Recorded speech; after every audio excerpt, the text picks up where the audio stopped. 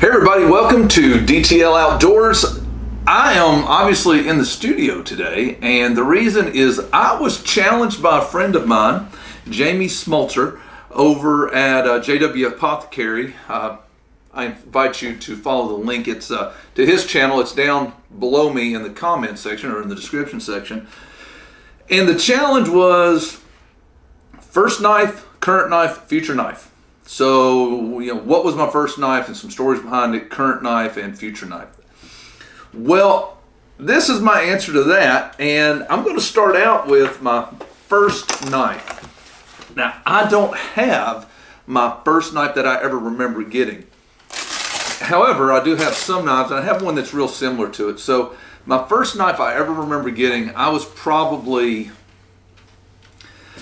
I don't know, 9, maybe 10 years old, and it was a Cub Scout knife. It was a Cub Scout pocket knife, just like this one right here, and except it was blue and had the Cub Scout symbol on it.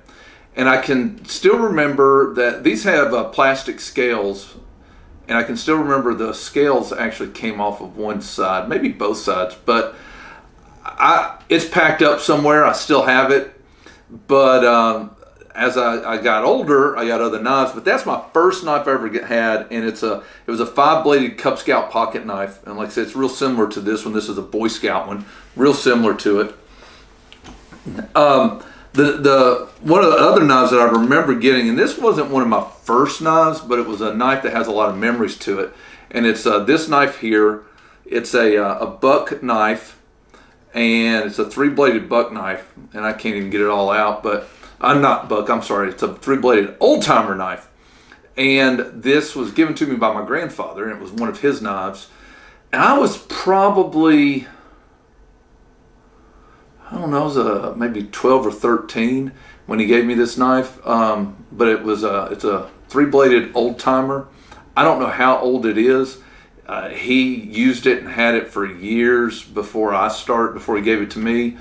And for me, it did not, hey Kusa, in case you follow me over on Old World Alliance, where I'm an instructor, this is Kusa.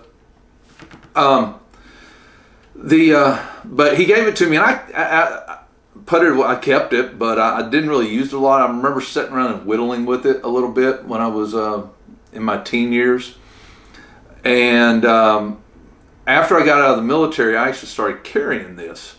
But it fell out of my pocket one day and fell into a chair at somebody's house that I was at, and so I stopped carrying it. I haven't carried it in years because of that. So I just keep it in my I don't know if y'all can see this. This is I'm gonna put her on the floor.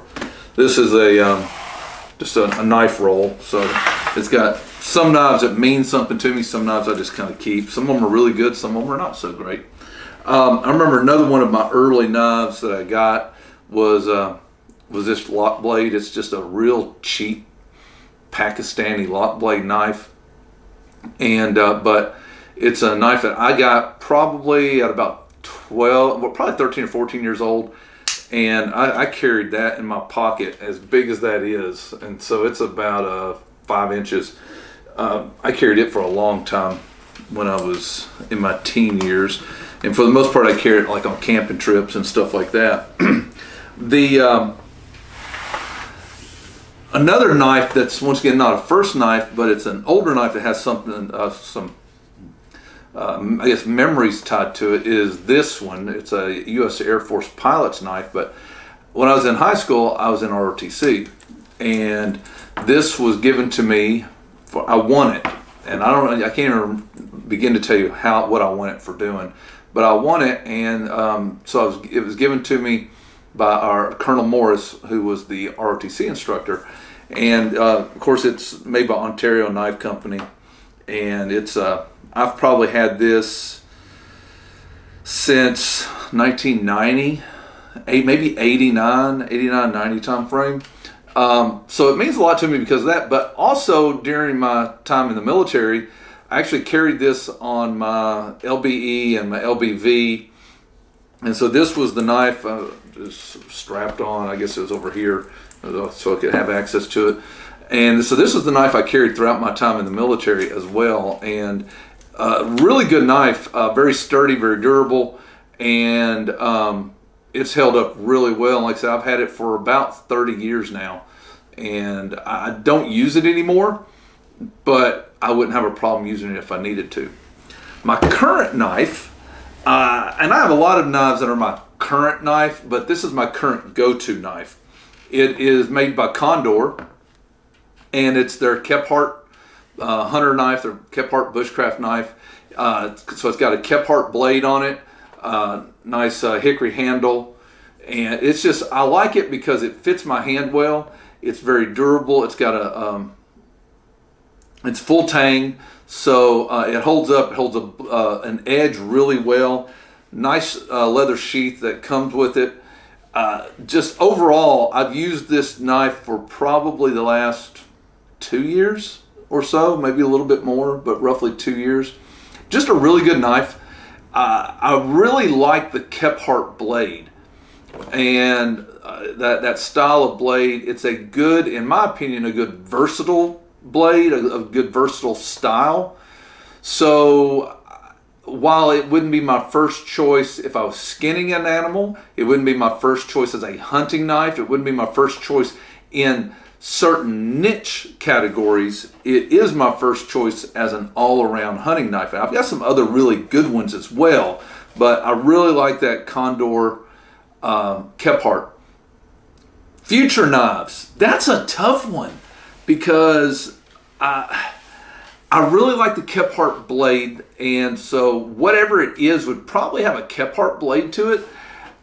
And honestly, I just I like it would have to be a well-balanced knife. I can't come up with a knife that is something that's like, okay, if I had this knife but it had these effects to it, I don't really know. The future knife is a little bit harder. I will share one more knife, and it's my current, I guess, everyday carry knife. It's an Ontario Knife Company knife as well, OTC.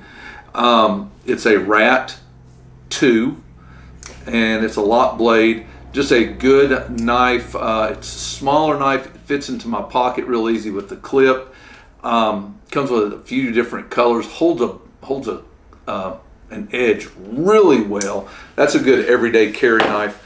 Like I said, that's kind of my past, present, and I don't know on the future knife. But Jamie, I hope this answers your question. Thank you for tagging me. I encourage you once again to go tag or check out his channel in the links below in the description. Also, make sure, if you have not done it, subscribe right over here. Click subscribe to my channel, and hit that bell so you get notifications. And we'll see you next time right here at DTL Outdoors.